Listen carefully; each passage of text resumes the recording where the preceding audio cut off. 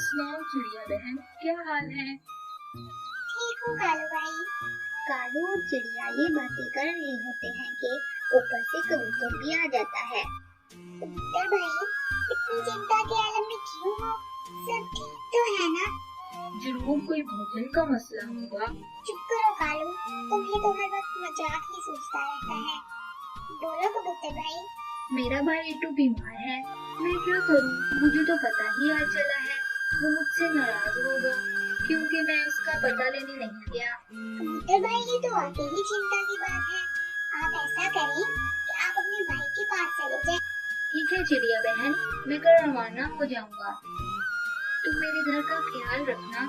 मेरे घर में काफी सारा भोजन और सामान पड़ा हुआ है। ठीक है कबूतर भाई, आप बेफिक्र हो जाएं। मैं दिलो जान से आपके घर का ख्याल रखूंगी। अगले दिन कबूतर पक्षियों को गुड बाय कहकर अपने भाई की तरफ चला जाता है। मैं आ गया हूँ भाई, अब तुम चिंता ना करो। भगवान का धन्यवाद है कि तुम आ गए हो। उधर कालू कौवा मौके को गनीमत जानते हुए कबूतर के घर में डाका डालने का कोई उपाय ढूंढ रहा होता है। नीलो, कबूतर पक्षी घर में नहीं है, वो अपने भाई के पास गया हुआ है और उसके घर में काफी सारा भोजन पड़ा हुआ है। क्यों ना उसके घर की सफाई की जाए। मगर मैं ये सोच रहा हूँ कि उसके घर की सफाई कैसे की जाए। अरे, अब हम चोरी करेंगे? तो और क्या, कौन सा किसी को पता चलेगा? मगर हम करेंगे कैसे? अगले दिन सुबह चिड़िया और कौवा मिलकर बैठे होते हैं कि एक नन्हा सा डाकिया पक्षी उनके पास आता है। कालू अंकल और चिड़िया आंटी, मैं साथ वाले जंगल से आया हूँ। मुझे चील सेठ ने भेजा है। चील सेठ कल के पूरे दिन के लिए वहाँ बुला रही है। आप कृपया करके कल आ जाइएगा। ठीक है नन्हे पक्षी, ठीक है। ये सुनकर चिड़िया कबूतर के घर के बारे में चिंतित हो जाती है, मगर कालू कौवे के मन में लड्डू फूटने लगते हैं। अरे, कबूतर के घर की रक्षा कौन करेगा? मैं तो बहुत चिंतित हूँ कबूतर भाई के घर के बारे में। अगर कोई इसके घर में चोरी कर गया तो मैं क्या मुंह दिखाऊंगी कबूतर भाई को? कालू कौवा झट से जवाब देता है। अरे नीलो है ना, नीलो तो घर में ही रहेगी। नीलो कबूतर भाई के घर को अपने घर की तरह समझेगी। तुम चिंता ना करो। ठीक है कालू भाई, मगर ध्यान से। कालू खुशी का मारा मारा नीलो के पास जाता है। हमारा काम तो आसान हो गया। कल साथ वाले जंगल के चील सेठ ने हमें वहाँ बुलाया है। कल हम वहाँ सारे पक्षी जा रहे हैं। तुम आसानी से उस कबूतर का घर खाली कर सकती हो।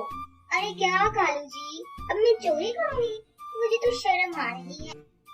कोई बात नहीं, कौन सा किसी को पता चलेगा। तुम चुपके से सारा भोजन और दूसरी चीजें कबूतर के घर से अपने घर में ले आना। नीलो कालू की बात मान लेती है और अगले दिन सारे पक्षी दूसरे जंगल की तरफ चले जाते हैं।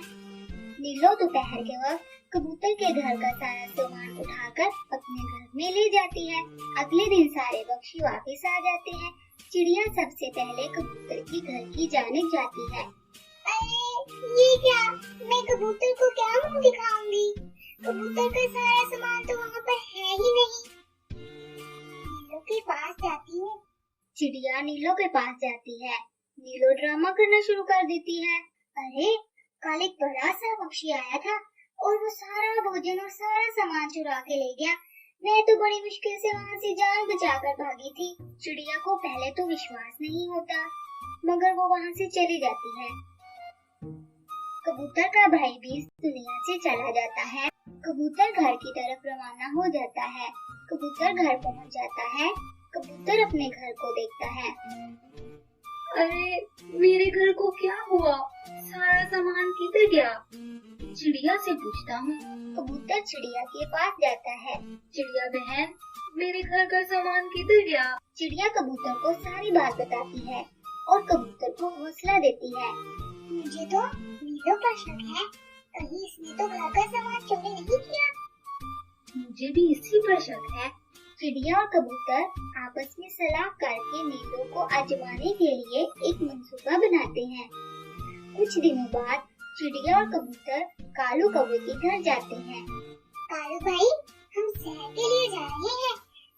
दिनों बाद आएंगे। आप हमारे घर का ख्याल रखिएगा। चिड़िया और कबूतर एक पेड़ के पीछे झुककर उनको देखते रहते हैं।